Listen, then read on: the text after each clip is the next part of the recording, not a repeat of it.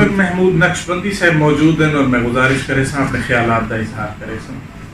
اعوذ باللہ من الشیطان الرجیم بسم اللہ الرحمن الرحیم. عامر محمود نقشبندی، چیئرمین قومی یکجہتی کونسل پاکستان. تمام دوستوں کو، جتنے بھی دوست سن رہے ہیں دیکھ رہے ہیں، سب کو ایک بڑا خوبصورت موقع ہے عید الفطر کا. سب کو مبارکباد پیش کرتا ہوں. اللہ تعالیٰ سب کی خیر فرمائے.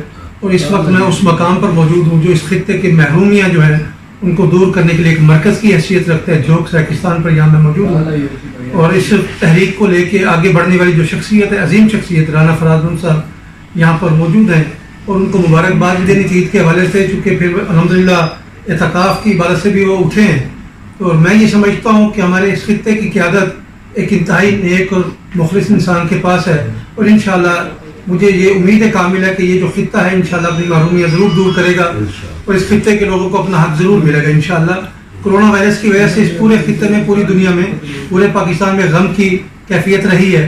بے شمار اموات ہو چکی ہیں، پتہ نہیں نہ جانے آگے کیا ہونا ہے. یہ بھی صورتحال بڑی عجیب سی ہے. مگر عید سے 2 دن پہلے ہی ایک طیارہ جو گرا ہے اس میں حادثہ ہوا، 100 کے قریب جانیں ہماری اللہ کے پاس پہنچی.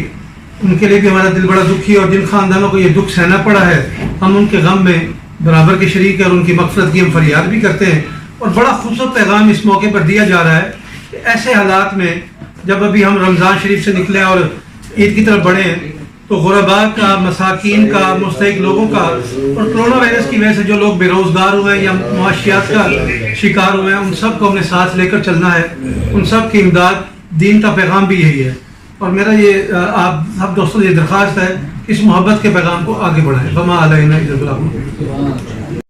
ہیلو گائز، سبسکرائب کریں میرے اس چینل کو اور پاس میں بیل کے آئیکن کو دبائیں تاکہ آپ کو مل سکیں میری اپڈیٹس سب سے پہلے.